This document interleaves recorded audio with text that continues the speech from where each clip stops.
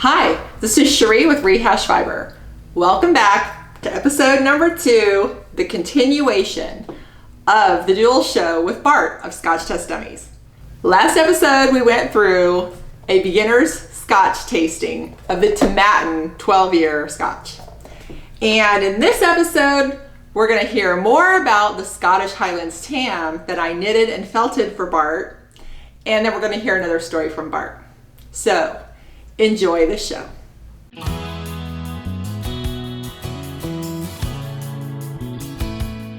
Let me tell you about this hat. So first of all, it was very neat watching your show. So, you're like, hey, I knew you were doing the hat, but quite honestly, I've seen the show, but I wasn't sure how it was going to look. I've got some like flat caps, I think is what they usually call them, that kind of, they look to me like what the newspaper young boy with the extra used to sell in the 20s or whatever, like with the newspapers. Caps. Yeah, I've got a couple of those. And I've seen berets, but I knew this wasn't a beret, although when I got online, it's a Scottish Tam is like an oversized, bigger beret, basically. Mm-hmm. And then when it arrived, you had it in the packaging, it looked like a huge flat like steering wheel cover to keep your steering wheel from getting hot. Yeah, that's what it reminded me of. I was like, oh my God. I know, right? And I was like, that is so big. How is this? Yeah, I was like, how's this going to fit? How's it going to fit on the head?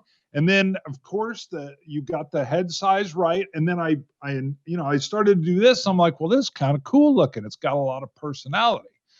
And then when I even filmed my show with it on, I realized that I pulled it down too much. I kind of like it where it is now, but I went and looked at all kinds of, they were calling them Scottish Tam bonnets and stuff. And there's some guys that wear them like way up high on their head and almost like it's off. And there's bigger ones. So there's a lot of cool stuff here, but I like the way this hat sits, and I can guarantee you this. I will be wearing this on my show because I'm always changing in and out hats. I know you said I wear hats and I wear interesting shirts. Like this is a Back to the Future deal where it's from that, I can't remember the guy's name that paints Norman Rockwell, where he's painting himself and the future and all this stuff. But yeah, so this will be on the show guaranteed, and it'll be a touchstone. And it's so warm, even right now, that it's going to be great as it gets colder. Now, I wear these crazy, funky Japanese manga style prints because they're so colorful and whimsical. Uh-huh. And I got laughed at by a bunch of gals when I was in Glasgow at a bar, which I didn't care because I'm 6'6", I stand out, and then I've got this like manga screen printed silk shirt thing on. But I think I may warm up to wearing this out. Maybe. We'll see. You got to be ready to scrap if you're in Kansas wearing this out. I know. It's one of those things. I don't know. It's bold, baby. It's bold, and I don't have the accent. If you broke in with an accent and a kilt while you were wearing this, they'd be like, oh, yeah, okay. Right? But I'll definitely be wearing this on the show, and I love all the character. Like even today, I put an extra little fold in this peak up here, and I kind of like how it rolls over a little bit. Looks good. So loving the hat, loving watching you felting it. That was really cool. And you were scrubbing it, putting hot water in and saying how the stitches were going away. And then Liz, my wife, was like, this is really neat. And I'm like, yeah, this is awesome. Cool. So thank you for the Scottish Tam. You're welcome. I'm glad it worked out. Very good. Yeah. All right. Pour some more. Now on my show, I teased that I was going to tell a story. Yep. Because you're 4 years older than I, and that you set the tone for me becoming a police officer at the age of 3. Okay, now I have to correct something right off the bat. I believe you were 4 years old when this incident happened. I believe I was 3. Okay. Because we are clearly talking about, and I'll clean this up, and you can. No, I'm a big child. I'm a big man. Go ahead. And you. I believe you were 7. I believe you were 7, and I was 3. Fine. That's close enough. That's good. We were playing, we were doing whatever. By the way, you were awesome. You taught me my first board games. Thank you, because now I'm looking at a wall of board games right across my set. I do have a board game channel called Bonding with Board Games, so anybody can go look at that. But I was in the restroom and I was addressing the porcelain stool with the seat up. So I was getting ready to take care of some number one business. Although a large 3 or 4-year-old, I had nothing on someone 4 years older than me. And somebody came in and bulldozed me out of the area of the toilet. And I was, when your mind is ready, and then sat down and said, I'm bigger, I'm going first. Now, where I say that I believe in justice, I believe I got it right here because I knew this was an unjust act. I had the rule of first. And I said, I was here first. Yeah, I said, I was here first. And you were like, it doesn't matter because I'm bigger than you. But I had a weapon and it was present and it was ready. It was armed and ready to fire. So I threatened it. I said, if you don't get up, and I've told this story at Thanksgiving and everything else, if you don't get up, I will pee on you.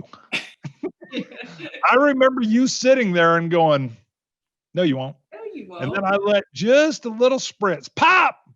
And I got scared because it nailed you. Oh, yeah. And you let out a scream. Because to a 7 or 8-year-old girl, you think it is acid coming at you.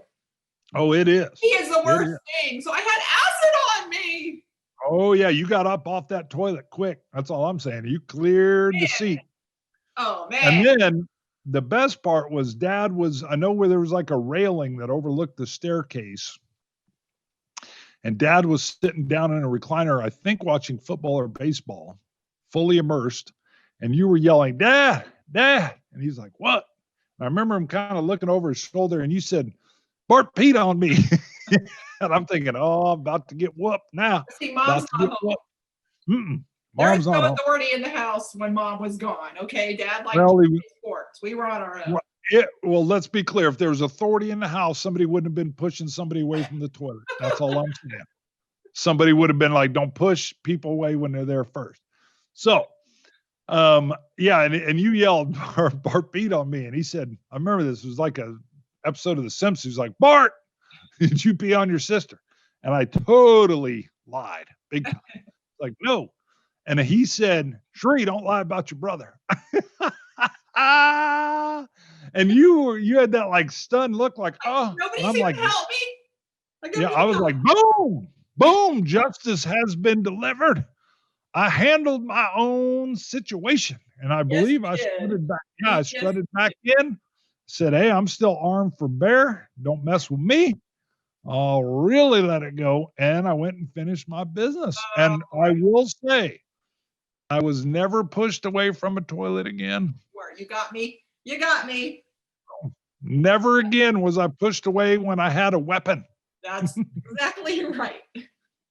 Now, the reason I was pushing you around is because you were always kind of a bit of a rowdy boy, causing little bits of trouble, lots of trouble, and bugging me. Sure. I have an opportunity. I guess I took it. That's the younger brother's credo right there, is you got to be a little bit of trouble. I do remember being mean to a long-term babysitter. I remember that. Yeah. Gloria Dietz. Wasn't it Gloria? Or I remember when we were living in Colorado, it was Jenny Gamble. Yeah, I kind of remember that too. But I remember I was just a little unruly. What I remember though is they never told on me. They just dealt with it. I was like, I can't wait for Mom and Dad to get home so that he will get his discipline. Because I never really. It was a great day. I was like, it was not a great day. It was a good day. It was a good day. Bart was fine. Bart was fine. He didn't pee on anybody. Oh my gosh, yeah. All right. Well, to bring it back full circle. So All right. that's a whiskey tasting. This is a Scottish Tam. Thank you very much. I can't believe you made this with your own hands. And the fact that you can't see any of the like it's, I don't even know how, like when you scrubbed it, you said, oh yeah, the stitching's all disappearing. And I was like, yeah, I can't see any of it. Yep, that's the So process. The fibers just very, spread out and grab onto each other and make a fabric. It's great. very nice. This is awesome. And now you can see, I mean, the only thing I can imagine why this is so oversized is because it literally, if you're in the Highlands, it seemed like you'd get mist or little rains and stuff. This would definitely keep you warm, even if it got wet. And I think it would block that cold air from hitting your ear. There you go. Sounds good to me. And it's stylish. Really cool. Yeah, looks very cool. I mean, look at this. Look at that. Got a lot of cool little folds and angles. So thank you very much. Literally watching your show after I got it and tried it on, I was like, well, this is amazing. Well, you're and welcome. now it'll live on the Scotch Test Dummies, and I even wore it on a board game show. No way. All right. I'll have to check Yeah. that one out. Yeah, I did it as a little tidbit. I was doing 3 little things, and then I pulled it over and mentioned that you made it. So, all right. Any other questions for me? I don't think so. I really appreciate this tasting. And now that I'm into it this much, I am drinking it like it's no problem at all. It's not making my mouth burn. When I breathe, I don't feel like I'm going to cough. Yeah. And it's just tasting really good. Even though I'm not tasting flavors specifically, it's just tasting like a really good drink. Yep. And you can kind of even chew on it a little bit when it's in your mouth and on your palate. You can kind of, it's like you're working it around. It's almost like chewing. Yeah. They have a specific name. I can't remember what it is, but it kind of moves it around and you can get different flavors on it. So you can try that too. And again, when you drink the whiskey for the flavors, I don't mix, some people will do, again, you can drink whiskey whatever way you want.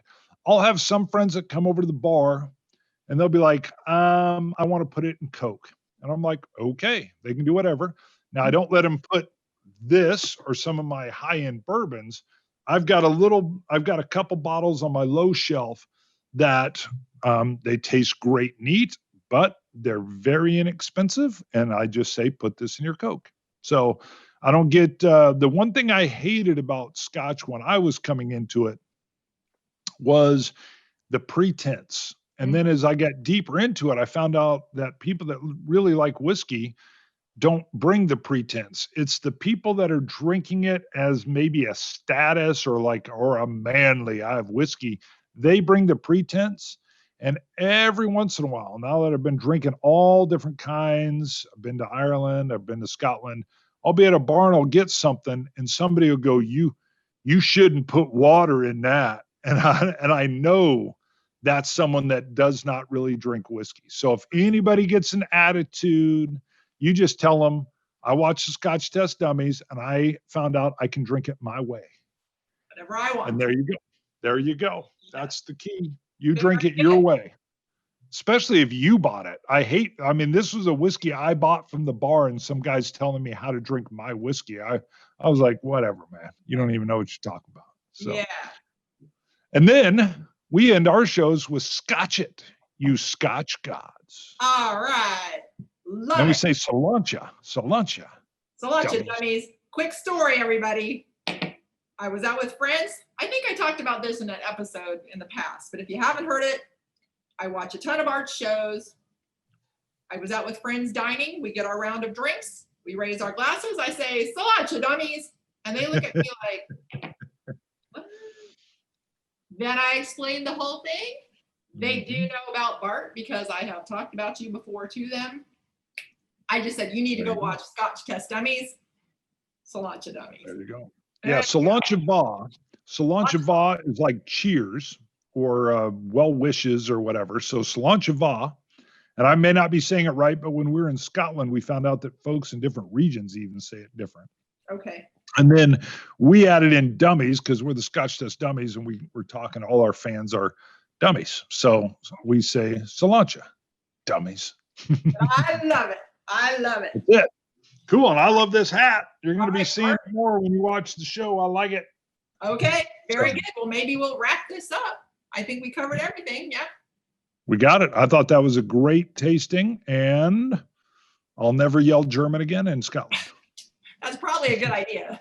Or just learn how to speak it, and then you can say whatever you want. No, just, was ist los? What is up? Auf Wiedersehen, my brother. That's it. Auf Wiedersehen. I just like saying Wiedersehen. All righty. Thanks for joining us, Bart. We appreciate the tasting. All right. Thank you. Thanks, everybody. Happy Scotch drinking, and thanks for watching.